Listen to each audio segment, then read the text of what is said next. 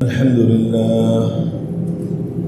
لله نحمده ونستعينه ونستغفره ونؤمن به ونتوكل عليه ونعوذ بالله من شرور أنفسنا ومن سيئات أعمالنا من يهده الله فلا مضل له ومن يضلل فلا هادي له ونشهد أن لا إله إلا الله وحده لا شريك له ونشهد أن سيدنا وسندنا ومولانا محمدا عبده ورسوله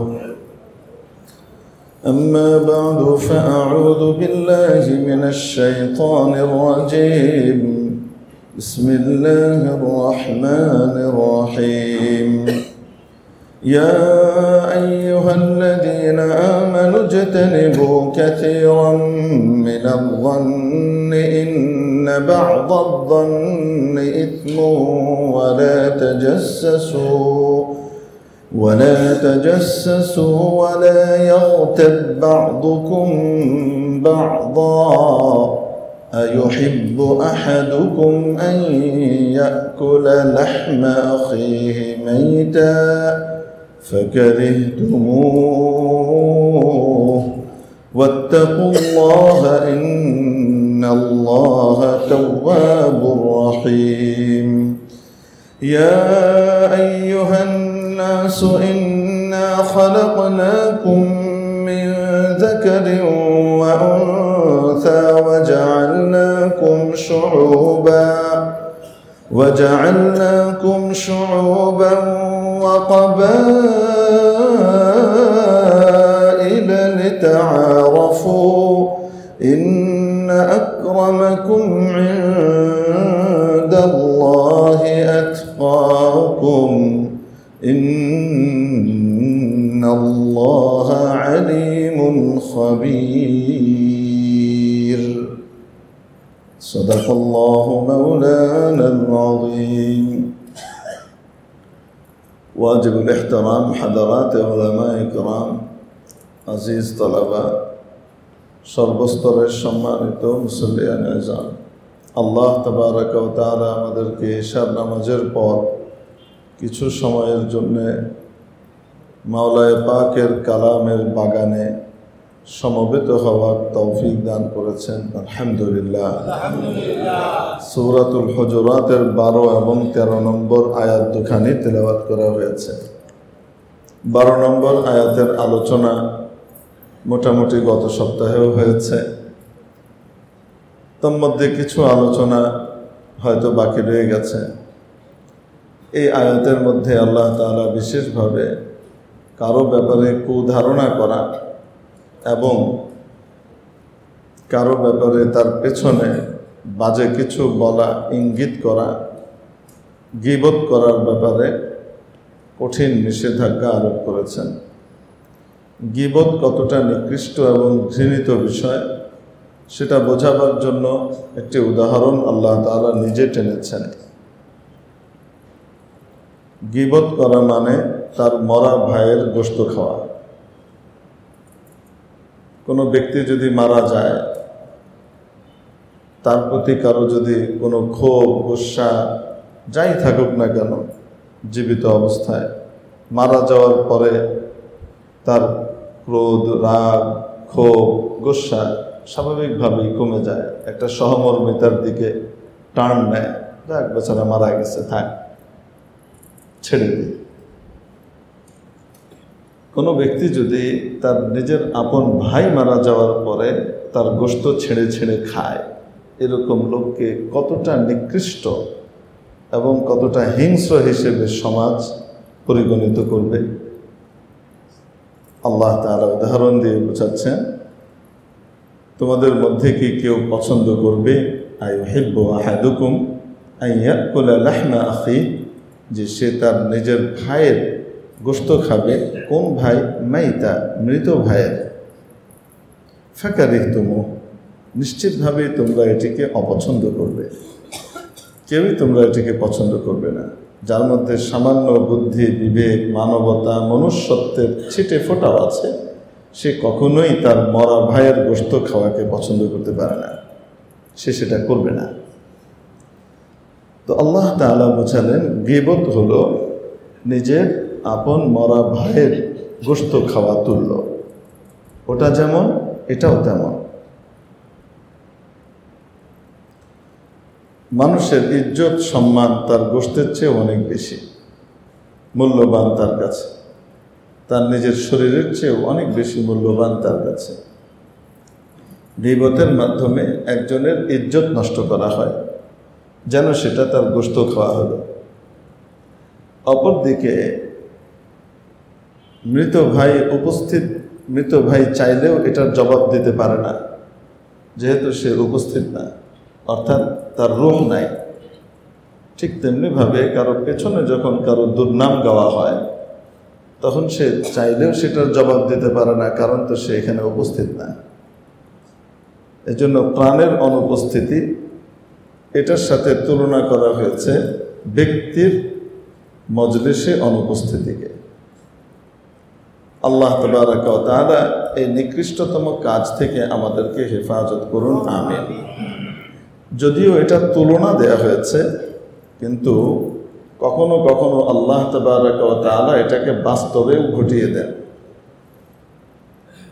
যেমন একবার দুই নারীর ব্যাপারে রাসূলুল্লাহ সাল্লাল্লাহু আলাইহি ওয়াসাল্লামের কাছে বলা হলো, ইয়া রাসূলুল্লাহ, তারা ক্ষুধার তাড়নায়, পিপাসার তাড়নায় মৃত প্রায় রোজাতে, এখন কি তার রোজা ভেঙে ফেলবে? তাদের অবস্থা খুব খারাপ। নবীজি বললেন তাদেরকে ডাকো। ডাকা হলো, একটা পাত্র দিয়ে বললেন এখানে বমি করো। তারা বমি করলেন, সেখানে চাকা চাকা রক্ত এবং গোশতের টুকরা বেরিয়ে আসলো, দুর্গন্ধ ছড়াচ্ছে। তো তারা বললেন, ইয়া রাসূলুল্লাহ, আমরা তো আজকে গোশত খাইনি, ইদানিং তো আমরা গোশত খাইনি, এই গোশত বেরোচ্ছে কোত্থেকে? বমির সাথে পেট থেকে গোশত বেরোচ্ছে, এটা কোত্থেকে বের হলো? রাসূল পাক সাল্লাল্লাহু আলাইহি ওয়াসাল্লাম তাদেরকে বললেন, তোমরা নিশ্চয়ই গীবত করেছ, কারো গীবত করেছ এবং সেটা মরা ভাইয়ের গোশত খাওয়া তুল্য, সেটাই তোমাদের পেট থেকে বের হচ্ছে। আল্লাহ তাবারাক ওয়া তাআলা চাইলে কখনো কখনো এটাকে আক্ষরিক অর্থেও বাস্তবে দেখিয়ে দিতে পারেন, বাস্তবেও এটা করতে পারে। এটা শুধু তুলনা বা উদাহরণ তা নয়। এজন্য এই জঘন্য কাজ থেকে আল্লাহ তাআলা আমাদেরকে বেঁচে থাকবার তৌফিক দান করেন। কারো ব্যাপারে কুধারণা, কারো পেছনে তার দোষ চর্চা করা, এমনিভাবে তার আগের আয়াতে 11 নম্বর আয়াতে আরও কিছু বিষয়ের নিষেধাজ্ঞা দিয়েছিলেন আল্লাহ তাবারাক ওয়া তাআলা। আপনারা লক্ষ্য করলে দেখবেন সেখানে কি কি জিনিসের মধ্যে নিষেধাজ্ঞা ছিল। এক, তোমাদের মধ্যে কেউ যেন কাউকে বিদ্রূপের পাত্র না বানায়, কোনো পুরুষ কোনো পুরুষকে, কোনো নারী কোনো নারীকে, বা এক পক্ষ আরেক পক্ষকে কোনোভাবেই যেন একে অপরকে ঠাট্টার পাত্রে পরিণত না করে, বিদ্রূপ না করে। কেন? সেখানে আল্লাহ বলেছিলেন, কারণ যাকে বিদ্রূপ করা হচ্ছে, যাকে মশকরার পাত্র বানানো হচ্ছে, হতে পারে খুবই সম্ভব তিনি অনেক বেশি উত্তম এই বিদ্রূপকারী ব্যক্তির তুলনায় আল্লাহর কাছে।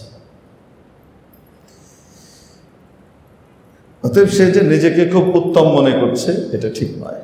বোঝা গেল বিদ্রূপের মূল ভিত্তি হলো নিজেকে ভালো মনে করা, অন্যকে তুচ্ছ মনে করা, নিজেকে উত্তম মনে করা। এখান থেকেই এই বিদ্রূপের জন্ম হয়, এটার সূচনা। এখানে যতগুলো আমলের কথা বলা হয়েছে নিষেধাজ্ঞা, এই সবগুলোর ভিত্তি হলো নিজেকে ভালো মনে করা, আরেকজনের চেয়ে নিজেকে শ্রেষ্ঠ মনে করা। দেখুন পরবর্তী আরেকটা নিষেধাজ্ঞা দিলেন, ওয়ালা তালমিজু আনফুসাকুম ওয়ালা তানাবাজু বিল আলকাব। পরস্পরে কেউ কাউকে খোঁচা দিও না, অপমান করো না, আবার বাজে নামে কটাক্ষ করো না, বিভিন্ন বাজে উপাধিতে কাউকে ভূষিত করো না। যেটা সে অপছন্দ করে, এরকম সামনাসামনি তাকে তুমি বললে এটা করো না। এগুলোরও ভিত্তি হলো অহংকার, নিজেকে ভালো মনে করা, অন্যকে তুচ্ছ মনে করা। ঠিক তেমনিভাবে পরের আয়াত যেটা আজকে আমরা তিলাওয়াত করলাম, সেখানেও কুধারণার ভিত্তি হলো নিজেকে ভালো মনে করা, আরেকজনকে খারাপ মনে করা। গীবতের মূল ভিত্তি ওইটাই থাকে, নিজেকে শ্রেষ্ঠ মনে করা, সঠিক মনে করা, আমি ঠিক, ওই বেঠিক। ব্যাস, শুরু হয়ে গেল, একে অপরের বাজে আলোচনা শুরু হয়ে গেল। এই সবগুলোর ভিত্তি হলো নিজেকে অপরের তুলনায় শ্রেষ্ঠ মনে করা। এই জন্য আল্লাহ তাবারাকা ওয়া তাআলা আমাদেরকে লক্ষ্য করে পরবর্তী আয়াতে তার ওষুধ দিয়েছেন, এই রোগগুলোর চিকিৎসা দিয়েছেন। এগুলো সব উপসর্গ। আর এই কিসের উপসর্গ? নিজেকে শ্রেষ্ঠ মনে করা, ভালো মনে করার উপসর্গ। এখন আল্লাহ তাআলা পরবর্তী আয়াতে জানালেন, ইয়া আইয়ুহান নাস, হে লোক সকল, ইন্না খালাকনাকুম মিন যাকারিন ওয়া উনসা, হে মানব জাতি, আমি তোমাদেরকে একজন নর এবং একজন নারী থেকে সৃষ্টি করেছি। এই নর আর নারীকে জিজ্ঞেস করা ছাড়াই আপনারা উত্তর দিতে পারবেন। বলুন কে?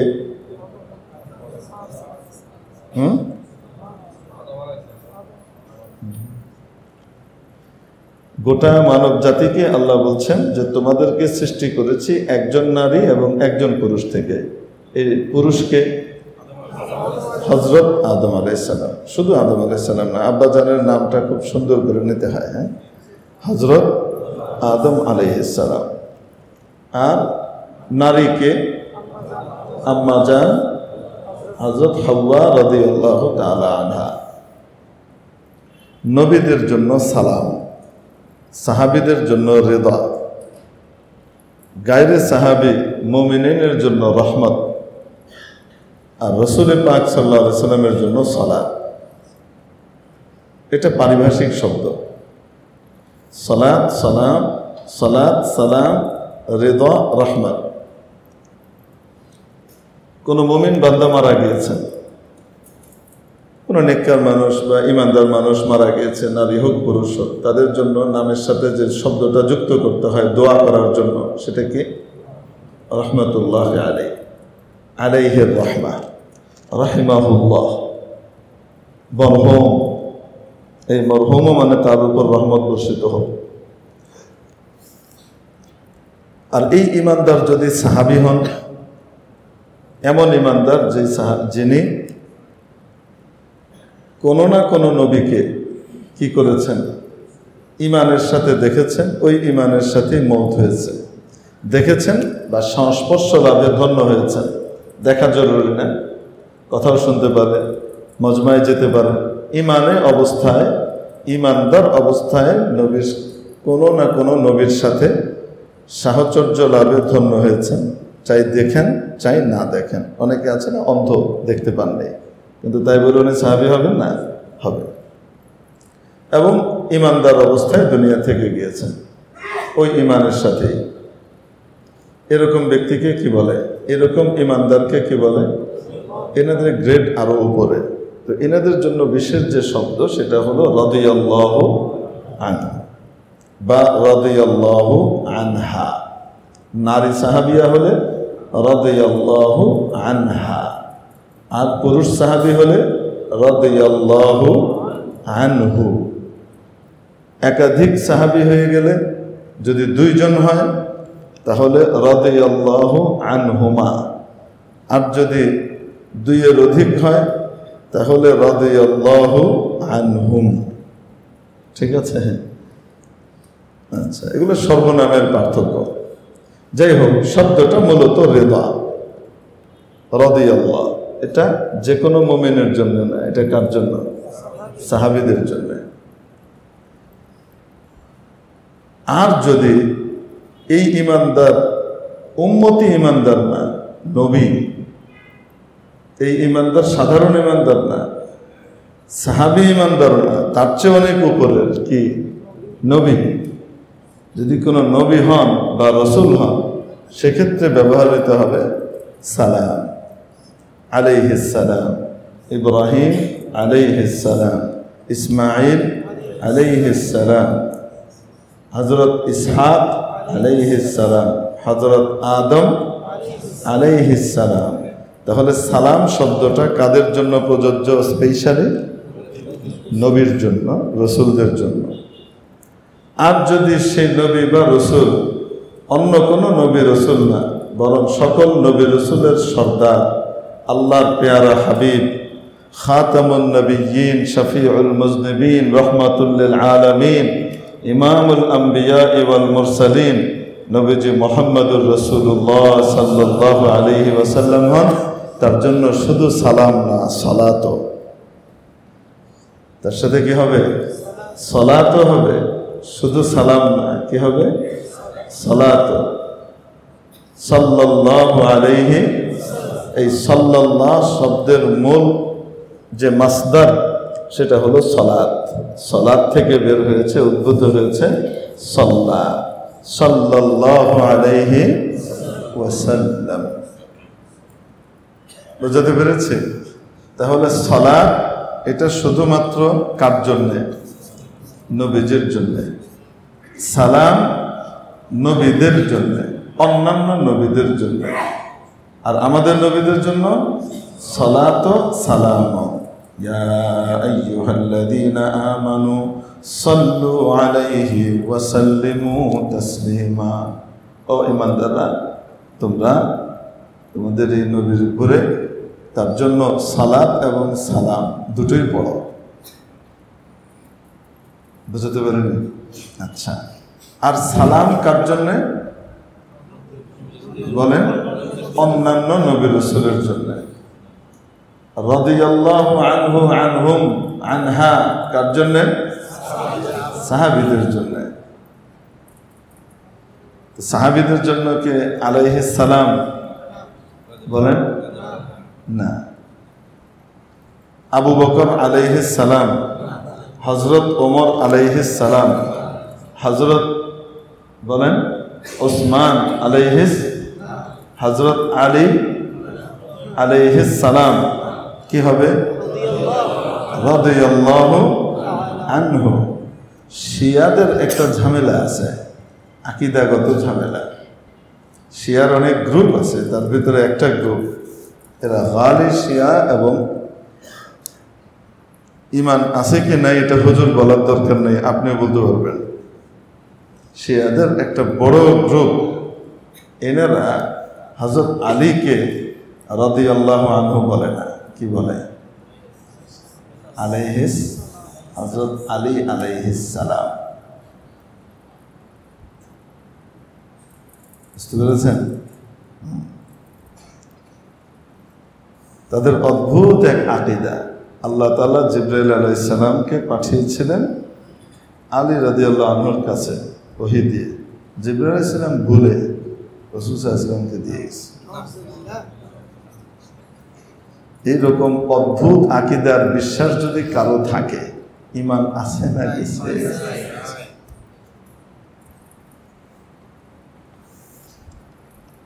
উম্মার ঐক্যের কথাই তো বলতে হবে।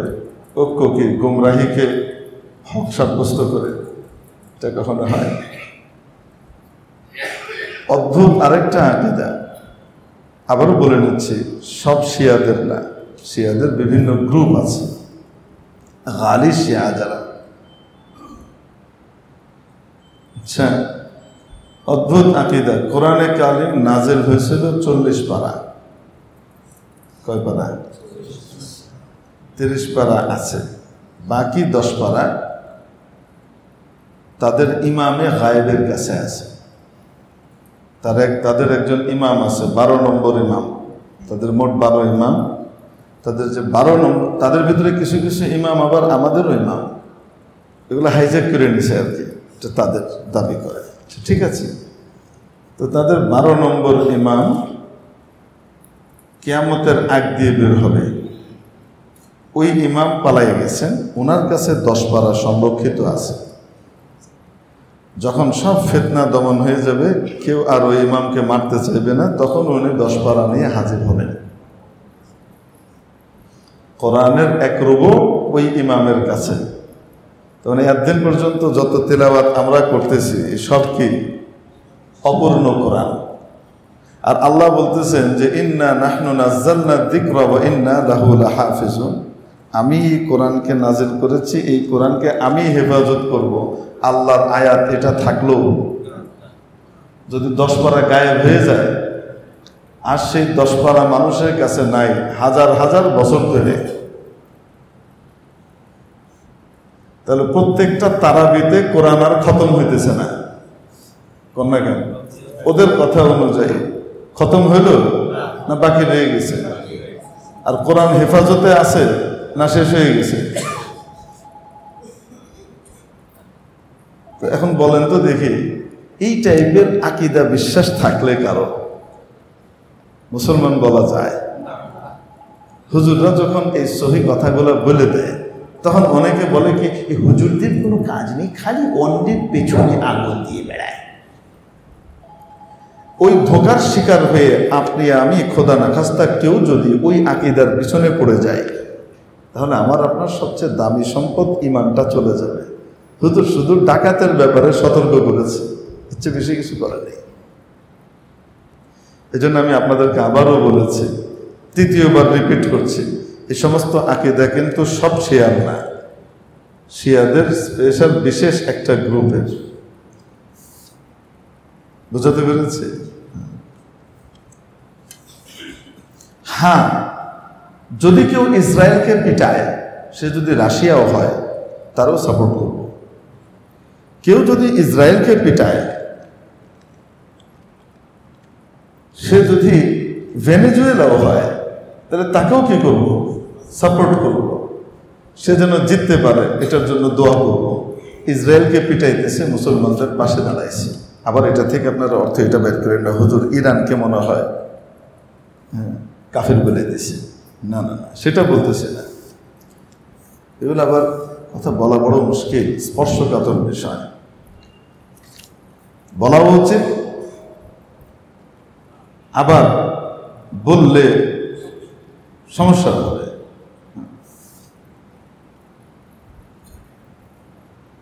সমস্যা হবে বলতে কি, অনেকে বুঝতে ভুল করবে, কথাটার মর্ম ঠিকঠাকভাবে বুঝতে না পারলে তখন আবার উল্টাপাল্টা জায়গায় প্রয়োগ করতে থাকবে, যেখানে সেখানে প্রয়োগ করতে থাকবে। এজন্য সব কিছু সব জায়গাতে বলাটাও মুসিবতের। বললে একদম খুলে মিলে বলতে হয়, আগা গোড়া সব সহ। আজকে যদি সেই আগা গোড়া সব সহ আমি বলতে যাই, মিনিমাম 2টা ঘন্টা লাগবে, এবং এই 2 ঘন্টায় কেউ উঠতে পারবেন না। এটা কোয়ারেন্টাইনের মতো বসে থাকতে হবে, কারণ যতক্ষণ কোর্স শেষ না হবে তার আগ পর্যন্ত উঠলে আপনি কোনো না কোনো জায়গায় প্যাঁচ খাবেন। প্যাঁচ খেয়ে পরে হয় এদিকে নয় ওদিকে নয়, এর উপরে জুলুম করবেন নয় ওর উপরে জুলুম করে বসবেন, অথবা নিজের উপরে করে বসবেন, কিছু একটা করবেন।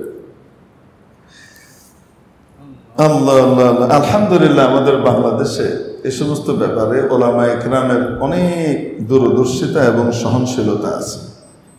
পাকিস্তানে এই ব্যাপারটা খুব কট্টর, খুব কড়া। গলি গলি নগর নগর কাফের কাফের শিয়া কাফের, এটা যখন বলে তো তখন সমস্ত মানুষ মনে করে শিয়া মানেই কাফের। শিয়া মানেই কাফের না, শিয়াদের একটা অংশ, একটা দল, তারা কাফের, কারণ এই ধরনের কোরআন বিরোধী চেতনাগুলা লালন করে। এই বিশ্বাস কারো থাকলে তার ঈমান থাকবে, আপনি বলেন। কিন্তু শিয়াদের আরো অনেক গ্রুপ আছে, তাদের ভিতরে কাফের না, কিন্তু আহলুস সুন্নাত ওয়াল জামাতের আকীদার চেয়ে একটু ভিন্ন। যেমন সাহাবীদের পক্ষ থেকে পাওয়া যে আকীদা, রাসূল সাল্লাল্লাহু আলাইহি ওয়াসাল্লাম সাহাবীদেরকে যেটা আকীদা রেখে গিয়েছেন এবং সাহাবায়ে কেরাম সেই আকীদার উপরে বেশ স্থির আছেন। তারপরে তাবেঈন, তাবায়ে তাবেঈন, মুহাদ্দিসিন, ফুকাহা, মুজতাহিদিন, এনাদের সকলের যে আকীদা ছিল, সেই আকীদাকে উম্মতের ভিতরে শ্রেষ্ঠত্বের মাপকাঠির ভিতরে সাহাবীরা উম্মতের মধ্যে সবচেয়ে সেরা। আর সাহাবীদের ভিতরে যারা খলিফা হয়েছেন নবীজির পরে, ধারাবাহিকভাবে প্রত্যেকে একের পর এক শ্রেষ্ঠত্বের দাবিদার। তাহলে সবচেয়ে সেরা কে? হযরত আবু বকর, তারপরে তারপরে তারপরে হযরত আলী কাররামাল্লাহু ওয়াজহা। এই আকীদা আর বিশ্বাস মন গড়া নয়, শুধু যুক্তির ভিত্তিতে নয়, খোদ নবীজির বাণীও আছে। নবীজির সরাসরি একদম সহিহ হাদিস, আফদালুন নাসি বা'দাল আম্বিয়া আবু বকর, নবীদের পরে সবচেয়ে শ্রেষ্ঠ মানুষ হলেন আবু বকর। কয় নম্বর খলিফা ছিলেন? নবীজির বাণী দিয়ে এই আকীদা সমর্থিত হল। লাউ কানা বা'দি নাবিয়্যুন লাকানা ওমর, আমার পরে যদি কেউ নবী হতো বা কোন নবীর আগমন ঘটতো তাহলে সে ওমর হতো। 2 নম্বরে আসলো, এই মর্যাদা আর কারোর জন্য বলেন নাই কিন্তু। আর আবু বকরকে তো 1 নম্বরে নিয়েই আসছেন, আবু বকরকে তো 1 নম্বরে নিয়েই আসছেন পরিষ্কার ঘোষণা দিয়ে। তারপরে গোটা উম্মতের ভিতরে একজনের নাম ঘোষণা করছেন, যদি কেউ নবী হইতো আমার পরে তাহলে সে হইতো। তো সে কয় নম্বরে এলো? 2 নম্বরে আসলো। আল্লাহু আকবার। এবার আসেন হযরত ওসমান রাদিয়াল্লাহু তাআলা আনহু সম্পর্কে কি কি বলতেছেন। লিকুল্লি নাবিয়্যিন রাফীকুন ফিল জান্নাহ ওয়া রাফীকি ফীহা উসমান ইবনে আফফান। প্রত্যেক নবীর জান্নাতে একজন রফিক থাকবে, অতি ঘনিষ্ঠ বন্ধু থাকবে, যার সাথে সব কথাবার্তা বলা যায়। একজন সফর সঙ্গী থাকবে, ভ্রমণ সঙ্গী থাকবে। প্রতি নবীর তাকে রফিক বলে।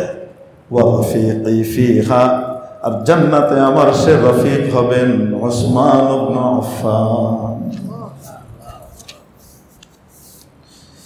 এক মেয়েকে বিয়ে দিয়েছেন, ইন্তেকাল করেছে। আরেক মেয়েকে বিয়ে দিয়েছেন, তিনিও মারা গেলেন।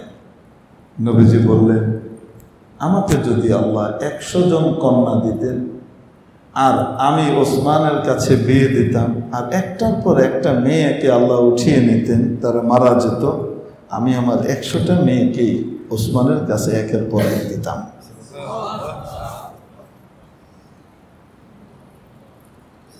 বুঝতে পারেনি মনে হয়? আরো হাজারো আছে। এরপরে হযরত আলী কাররামাল্লাহু ওয়াজহা, আল্লাহ তাআলা হযরত আলী রাদিয়াল্লাহু তাআলা আনহুকে আনলেন। কয় নম্বর? আসতে বলেন। প্রথম 2 জন নবীজির শ্বশুর, দ্বিতীয় 2 জন নবীজির জামাতা। বড় জামাই ওসমান, ছোট জামাই আলী। এজন্য গোটা উম্মতের আহলুস সুন্নাত ওয়াল জামাতের, মানে গোটা জামাতে সাহাবা সহকারে সকলের সিদ্ধান্ত হলো এই, নবীজির পরে ক্রমানুসারে 4 খলিফা শ্রেষ্ঠ। ক্রমানুসারে কারা শ্রেষ্ঠ? তারপরে অন্যান্যদের এক একজনের মর্যাদা। শিয়াদের একটা জামাত আছে, তারা এই আকীদায় দ্বিমত করে। তারা বাকি সমস্ত আকীদার চেতনা আহলুস সুন্নাত ওয়াল জামাতের মতো, ওই দুষ্ট প্রকৃতির শিয়াদের মতো না, কাফের শিয়াদের মতো না। তাদের সমস্ত আকীদা কার মতো? আহলুস সুন্নাহ ওয়াল জামাতের মতো। শুধু এই আকীদাটার ক্ষেত্রে তারা হযরত আলী রাদিয়াল্লাহু তাআলা আনহুকে আবু বকর ওমরের চেয়ে শ্রেষ্ঠ মনে করেন, এবং আবু বকর ওমরের চেয়ে খেলাফতের হকদার বেশি মনে করতেন। বুঝতে পেরেছেন? তো তাফদীল আলী আলা শাইখাইন,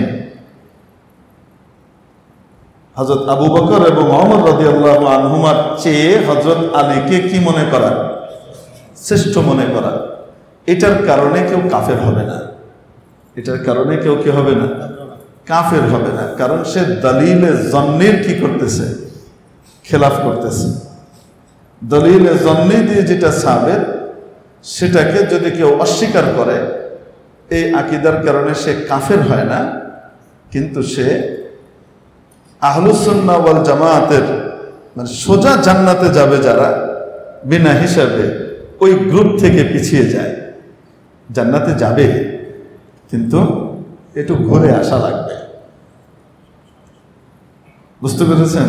একটু ঘুরে আসা লাগবে আর কি, জেলখানা ঘুরে তারপরে দেওয়া হবে। তো এই জন্য এই আকীদার কারণে কি কেউ কাফের হবে? বলেন না কেন?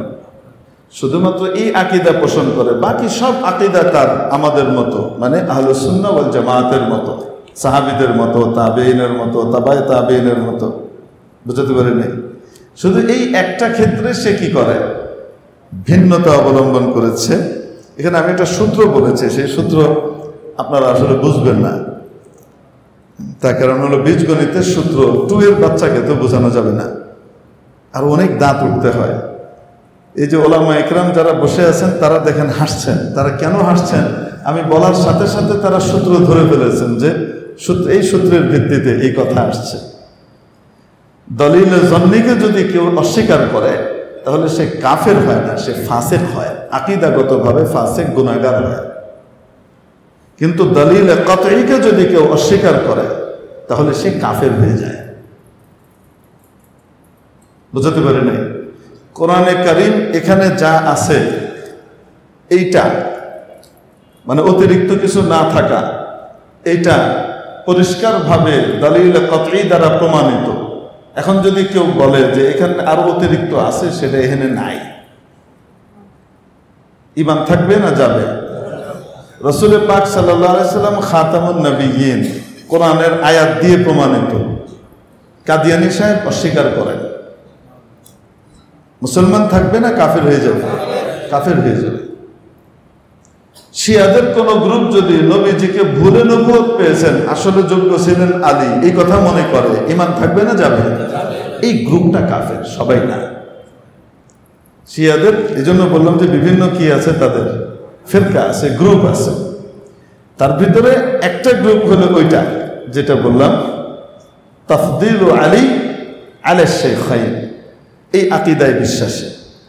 হযরত আবু বকর ওমরের চেয়েও হযরত আলীকে কি মনে করা? সামগ্রিকভাবে শ্রেষ্ঠ মনে করা। একটা জিনিস মনে করবেন, একটা হলো বিশেষ কোনো দিকে শ্রেষ্ঠ মনে করা, আরেকটা হলো সামগ্রিকভাবে কি মনে করা। দুটোর পার্থক্য আছে না নাই? জি, ফার্স্ট, সেকেন্ড, থার্ড যে নাম্বারিং হয় কোনো একটা সাবজেক্টকে কেন্দ্র করে না সবগুলোকে মিলিয়ে। অনেক সময় দেখা যায় কোনো একটা সাবজেক্টে তার আরেকজন শ্রেষ্ঠ, বেশি নাম্বার পেয়েছে, কিন্তু অন্যান্য গুলাতে আবার কি হয়ে গেছে, কমে গেছে। তো সে কি ফার্স্ট হবে? হবে না। বুঝতে পারেন মনে হয়? তো এই জন্য সার্বিকভাবে সব দিক বিবেচনায় গোটা উম্মতের ভিতরে সবচেয়ে শ্রেষ্ঠ আবু বকর, সার্বিক বিবেচনায় দ্বিতীয় নম্বরে শ্রেষ্ঠকে ওমর, তারপরে হযরত ওসমান, তারপরে হযরত। যদিও হযরত ওসমানের কিছু বৈশিষ্ট্যের কথা নবীজি যেটা বলেছেন এটা আবু বকরেরও নাই, যদিও হযরত আলী রাদিয়াল্লাহু তাআলা আনহুর কিছু বৈশিষ্ট্য যেটা সর্বশ্রেষ্ঠ আবু বকরেরও নাই, ওমরেরও নাই। এটা হলো বিশেষ দুই একটা সাবজেক্ট বা বিষয়, কিন্তু নাম্বারিংটা হয় কিভাবে? সার্বিকভাবে। আলোচনা শেষ হলো না যে হযরত আদম আলাইহিস, ইয়া আইয়ুহান নাস, এ মানব জাতি, ইন্না খালাকনাকুম মিন যাকারিন ওয়া উনসা, তোমরা সব ইকুয়াল, সব সমান, কারণ তোমরা তো ওই এক বেটা এক বেটিরই ছেলে নেই। এটা বুঝে গেছেন? গর্বের কোনো কিছু নাই, এই বংশ ওই বংশ, এটা আর ওইটা, এগুলো কিছু না। তোমাদের মূল তো হলো এক বাপ এক মা, সেই বাপকে আবার পায় আদম আলাইহিস সালাম, হযরত না বললে সাইয়্যিদুনা হযরত আদম আলা নবিয়্যিনা ওয়া আলাইহিস সালাতু ওয়াত তাসলিম। আর আম্মা জানকে হযরত হাওয়া রাদিয়াল্লাহু আনহা। এখান থেকে বলেছে, আপনারা কেউ প্রশ্ন করতে পারেন, আমরা হাওয়া আলাইহিস সালাম বলছি, উনি যদি নবী হইতেন তাহলে সালাম, ওনার জন্য প্রযোজ্য যে শব্দ সেটা কোনটা? রাদিয়াল্লাহু আনহা। একজন সাহাবীকে বা সাহাবিয়াকে উনি হযরত আদম আলাইহিস সালামের সাহাবিয়া, উনি নবী ছিলেন না, হযরত আদম আলাইহিস সালামের কি ছিলেন? সাহাবিয়া ছিলেন, স্ত্রী ছিলেন। তাহলে ওনার জন্য কি শব্দ? রাদিয়াল্লাহু আনহা, এটা হওয়া উচিত। মুহাক্কিক উলামায়ে কেরাম ওনারা এভাবেই বলেন। আবার একটার জায়গায় আরেকটার ব্যবহারও করা যায়, কখনো কখনো বিশেষ ইয়েতে করা যায়, বুঝতে পেরেছেন? এই জন্য কেউ যদি হাওয়া আলাইহিস সালাম হুজুর কয়ে ফেলি আমরা, অসুবিধা হবে? কয়ে ফেললে অসুবিধা হবে না, কিন্তু সঠিক শব্দ, অ্যাপ্রোপ্রিয়েট শব্দ যেটা এখানে ওয়ার্ড, সেটা কোনটা? রাদিয়াল্লাহু, খাদিজাতুল কুবরা রাদিয়াল্লাহু, শ্রেষ্ঠ নবীর শ্রেষ্ঠ বিবি হযরত খাদিজা, নবীজি নিজেই বলছেন। ওনার ক্ষেত্রে যদি হযরত খাদিজা আলাইহাস সালাম না হয়, তাহলে আদম আলাইহিস সালামের সাহাবিয়ার জন্য আলাইহাস সালাম না, সেখানেও কি? হযরত মারিয়াম নবী ছিলেন? বলেন না, সাহাবিয়া ছিলেন। তো হযরত মারিয়ামের জন্য কি আলাইহাস সালাম রাদিয়াল্লাহু আনহা। কিন্তু আমাদের ভিতরে ওইটা থেকে আমাদের শিয়া ভাইরা হযরত আলীর ক্ষেত্রে যে শব্দ ব্যবহার করতো সেটা কি আলাইহিস সালাম।